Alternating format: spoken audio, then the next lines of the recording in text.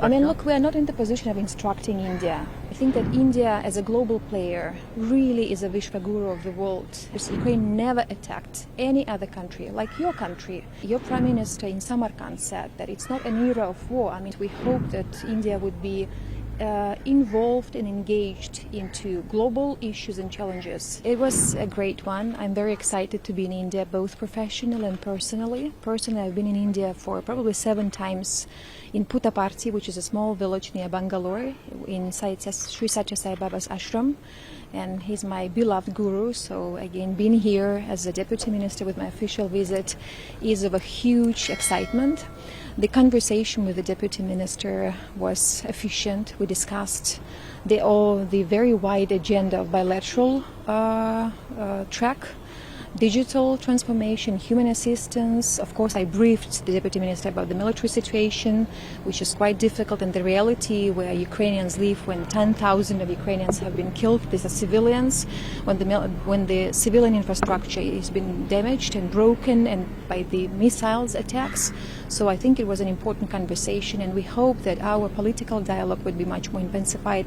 And I also invited Deputy Minister to pay his visit in Kiev for the political consultations that we are supposed to have. He's there. My president will also do so in case if the phone conversation will take place, and we request this phone conversation. I think that India, as a global player, really is a Vishwaguru of the world. And this is what we also feel in Ukraine by actually fighting for the values. This is about justice, because the war that we have is not about NATO, it's not about the United States, it's about justice, because Russia has been questioning the very existence of my country. Within our history of 1,500 years, Ukraine never attacked any other country, like your country. We never has this imperialistic and chauvinistic attitudes towards our neighbors. So I think for us it's crucial that we are the victim of the war, of unprovoked war, of the neo-colonial war.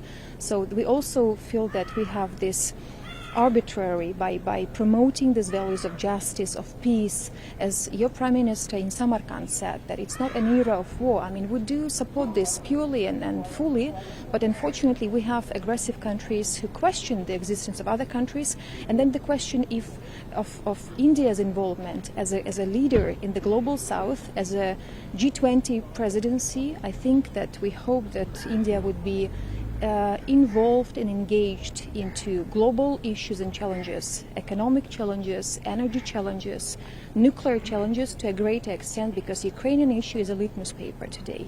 Ma'am, how do you see India importing energy from Russia? How do you see India importing energy from Russia? Look, we are not in the position of instructing India in their economic ties with other countries.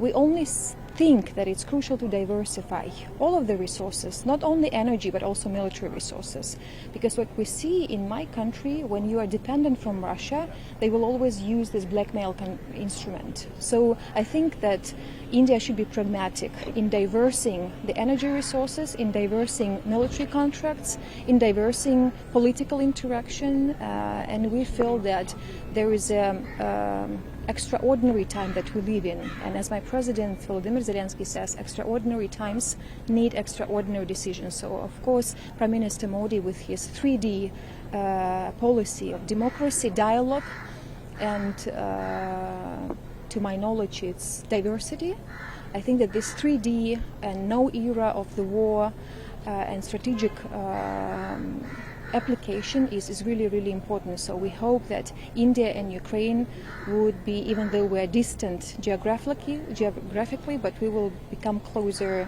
physically and politically and in many other ways.